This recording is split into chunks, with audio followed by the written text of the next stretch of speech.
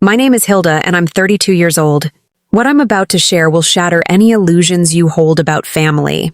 3 days ago, my brother-in-law Damien and his wife Melissa pushed my husband Henry and me off a 90-foot cliff. As I lay broken and bleeding, rocks digging into my back, I heard Henry's faint whisper, "Hilda, don't move. Play dead." That moment of terror wasn't the worst of it. The worst came when Henry revealed a truth so horrific, it tore apart everything I believed about our family. A secret about Damien that had been buried for 25 years. A secret that explained why we were now fighting for our lives at the bottom of a gorge. Henry and I have been married for 12 years, building what I thought was a perfect life in our cozy suburban home in Willow Creek. Each morning, the scent of fresh coffee fills our kitchen, mingling with the chirping of sparrows outside our window. I teach 3rd grade at Willow Creek Elementary, coming home with stories of my students' antics, little Emma's crayon masterpieces or Timmy's endless questions about dinosaurs. Henry, 37, runs a carpentry shop downtown, his calloused hands transforming raw wood into furniture that seems to hold stories of its own. His walnut dining tables and cherry wood chairs are works of art, each curve and grain a testament to his patience. We don't have children yet, but we dream of them, imagining their laughter echoing through our home. Henry's family has been my family since we married when I was 20. His parents, now in their late 60s, live a few streets away, and his younger brother Damien, 32, lives in the next town with his wife Melissa and their 2 kids, Lily and Ethan. Henry's older brother Richard died 25 years ago in 2000 when Henry was 12 and Damien was 7. I was also 7 then, a shy girl in pigtails, unaware of the tragedy that would shape my future family.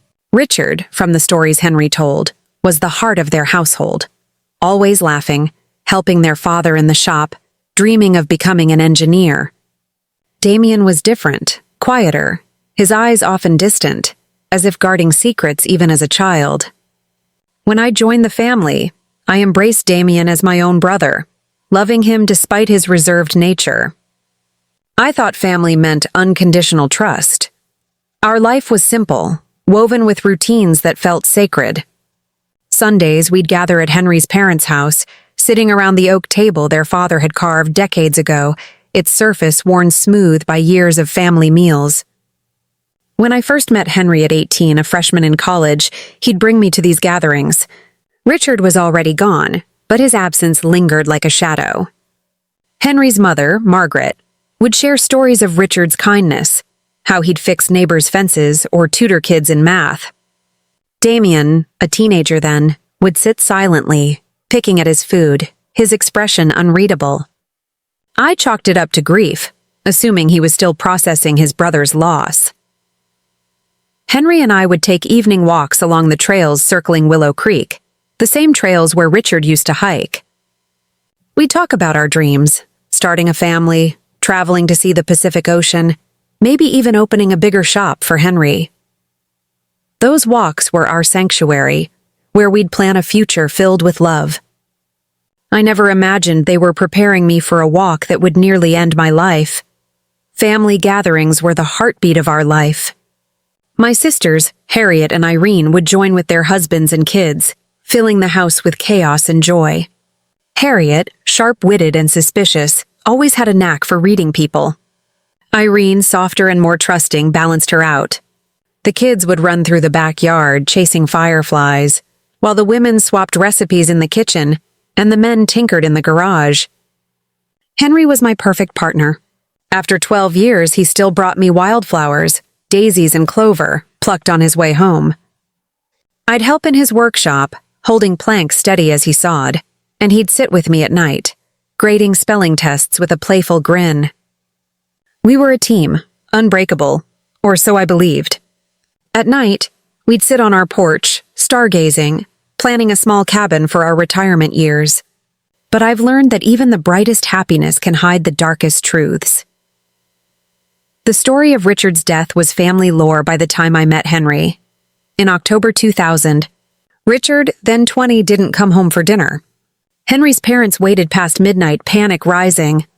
Damien, only 7, was supposedly in his room, but Henry later recalled an odd glint in his eyes when asked about Richard.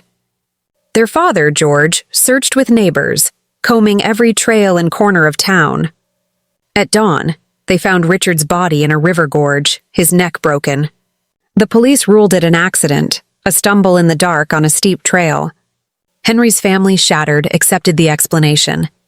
I was too young to know them then, but when Henry shared the story, I wept for the brother-in-law I'd never meet. Richard's funeral, Henry said, was a blur of grief. Margaret wore a black dress, her face pale, tears endless. George stood stoic, holding her up.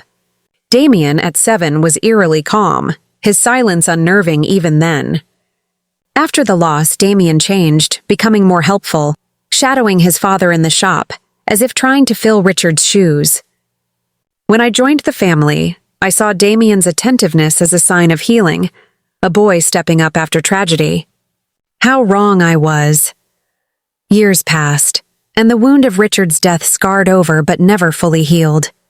Damien married Melissa, a warm, cheerful woman from Oakville, when he was 23. Their wedding was a bright spot, Melissa in a flowing white dress, Damien smiling more than I'd ever seen. They had 2 kids, Lily, now 8, and Ethan, 5, who brought new joy to the family. Melissa called me sister, helping with dishes during visits, her laugh infectious. Damien followed Henry into carpentry, starting his own business, crafting custom cabinets. To me, it felt like life had given us a second chance at happiness. But now, lying at the bottom of this gorge, my body screaming in pain, I see the lie we lived. 6 months ago, Henry and I decided to update our will.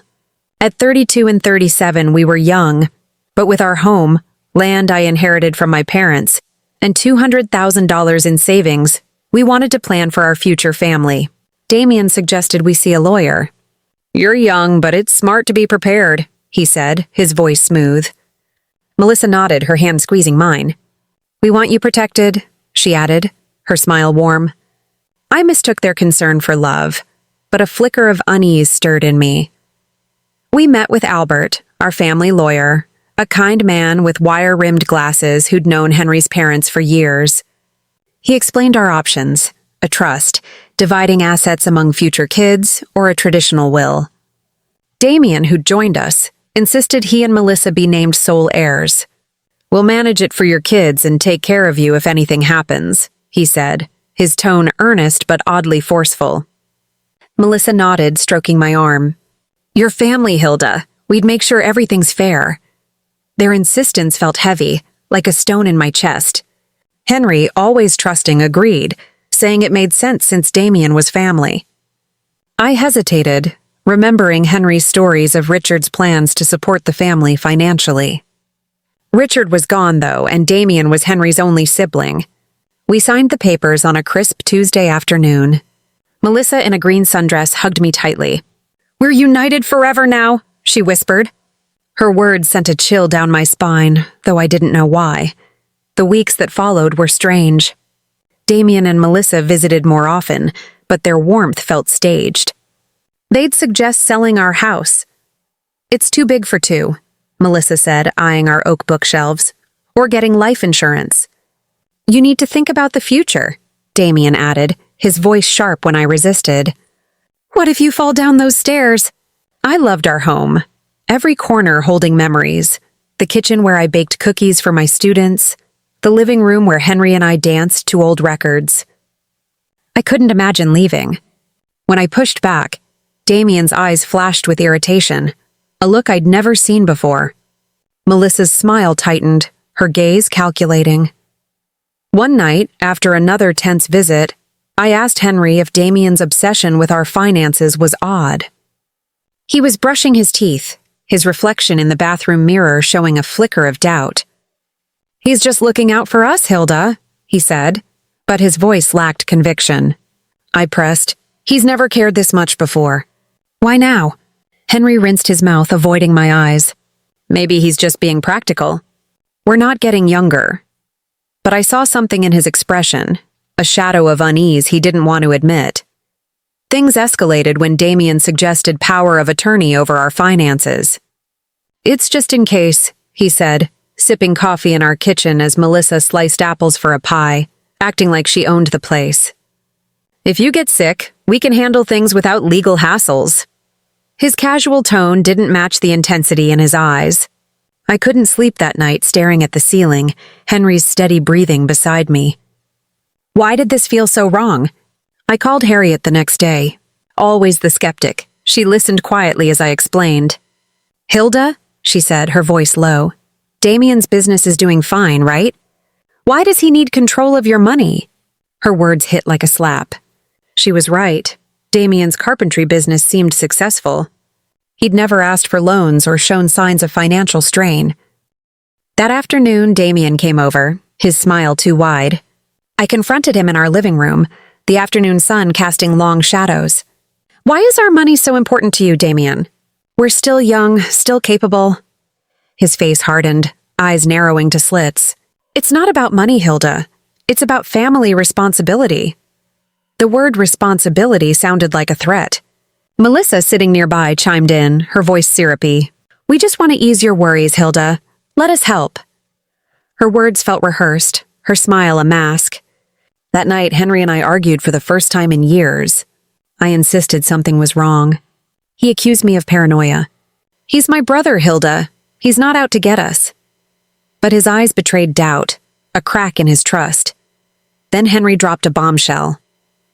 As we washed dishes, the clink of plates loud in the tense silence, I said, Henry, do you remember how Damien was after Richard died? He was so distant, almost cold. Henry froze, a soapy plate in his hands. Hilda, he said, his voice barely audible. There's something about Richard's death I never told you. My heart pounded, the kitchen spinning. What? I whispered. He sat at our table, the same one where we'd shared countless meals, and ran his hands over his face. The night Richard died, Damien wasn't in his room. Dad followed him to the gorge. He saw them arguing about money, about inheritance. Henry's voice broke as he recounted his father's story. Richard, at 20, had discovered Damien, only 7, stealing from their parents' savings, small amounts at first, then larger sums. Richard had proof, bank statements he'd shown their father. Furious, Richard confronted Damien that night at the gorge. Dad heard them screaming, Henry said, tears in his eyes. Richard called Damien a thief, said he'd tell Mom and Dad everything. Damien snapped, pushed him, hard. It wasn't an accident. Henry's father found Damien standing over Richard's body, trembling, claiming it was a mistake. Dad believed him, Henry said, because he was his son. He couldn't lose another child. I stumbled back, gripping the counter. Why didn't your father tell anyone? Henry's face crumpled. He thought Damien would change, that it was a childish mistake. Damien promised to repay the money, but he never did. Dad covered for him, hid the thefts, became his accomplice. Henry paused, his voice hollow. And I've known for years, Hilda. Dad told me when I was 18, swore me to secrecy. I've carried it ever since. The betrayal cut deeper than any wound.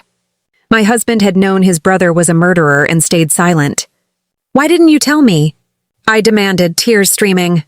I thought I was protecting you, he said. I thought Damien had changed. Henry revealed more. He'd recently investigated Damien's finances. His carpentry business was failing, buried under $100,000 in debt to banks and shady lenders. Melissa knew, her questions about our savings and house value calculated. They see our money as their way out, Henry said. Our deaths would solve everything. The realization hit like a tidal wave. Damien and Melissa weren't just greedy, they were desperate enough to kill. Days later, Damien called, his voice bright. Hilda, Melissa, and I want to celebrate your 12th anniversary with a special trip, a family hike in the mountains. Just the 4 of us, a perfect day. My blood froze. I looked at Henry, his face pale. This was no celebration, it was an execution. We had to act normal, but inside terror consumed me. Henry devised a plan. He'd hide his phone to record everything, and I'd write a letter to Harriet, detailing our suspicions and Richard's murder. That night we barely slept, holding each other, whispering love that might be our last. "If we don't make it," Henry said, "I've loved you every second of these 12 years." Friday night, we prepared in silence. Henry hid his phone in his jacket, set to record. I wrote to Harriet, sealing the letter in our safe. The next morning, Damien arrived, whistling, his cheerfulness a grotesque mask. Melissa, radiant in a blue jacket, hugged me. "Ready for an adventure, Hilda?" she chirped, showing a bag of picnic supplies, cookies, water, fruit. Her enthusiasm sickened me, knowing each item was part of their cover. Damien carried a new hiking backpack stuffed with ropes, a shovel, and a flare gun. "For safety," he said when I asked, his smile too perfect. The 2-hour drive to the mountains was torture. Melissa sang along to pop songs, acting like we were on a joyful outing. Damien drove carefully, every stop sign obeyed, ensuring no accidents ruined their plan. Henry squeezed my hand, activating the recording. At the trailhead, the forest was beautiful. Tall pines, a rushing river, but to me, it was a graveyard. Damien and Melissa grabbed their gear, their smiles predatory. "Let's make this a day to remember," Damien said, his eyes gleaming with a coldness I now recognized. The trail started gently, winding through mossy rocks and wildflowers. Melissa led, snapping photos, exclaiming over the scenery. "Look at that bird," she'd say, her voice too bright. Damien trailed behind us, his gaze heavy, like a hunter stalking prey. "You okay, Hilda? Need a break?" he'd ask, his concern fake. After an hour, the trail steepened. My legs burned, and Henry, not used to hiking, breathed heavily. They'd chosen a path to exhaust us, knowing we were no match for their plan. "We're almost at the lookout," Melissa called, though the map I'd studied showed it was farther. Her lie confirmed their plan. They'd chosen a closer spot to kill us. I memorized every tree, every rock, in case I survived to guide police. Henry and I exchanged glances, fear and resolve binding us. Melissa stopped, pointing to a rocky outcrop. "That cliff has an amazing view. Let's climb up for photos." My stomach dropped. The cliff loomed 90 feet above the trail, its path treacherous, loose stones slipping underfoot. Below, jagged rocks waited in a deep gorge. "It looks dangerous," I said, my voice shaking. Damien was already heading up, his backpack bouncing. "Come on, Hilda, it's quick." "The photos will be stunning." Henry squeezed my hand. His phone was recording. We had no choice. Refusing would only delay their plan. The climb was grueling, rocks sliding, my hands scraping on rough stone. At the top, the view was breathtaking. Valley, mountains, river, but it felt like a stage for our execution. Melissa positioned us near the edge. "Hug each other, smile," she said, her camera flashing. Each click felt like a countdown.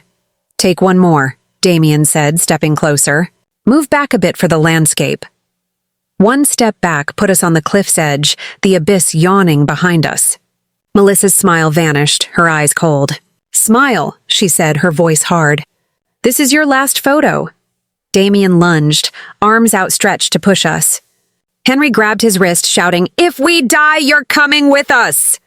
Melissa screamed, grabbing Damien, and we all fell, tangled in a desperate struggle, the ground rushing up. The impact was brutal. Bones cracked, pain exploded. Blood filled my mouth, but I was alive.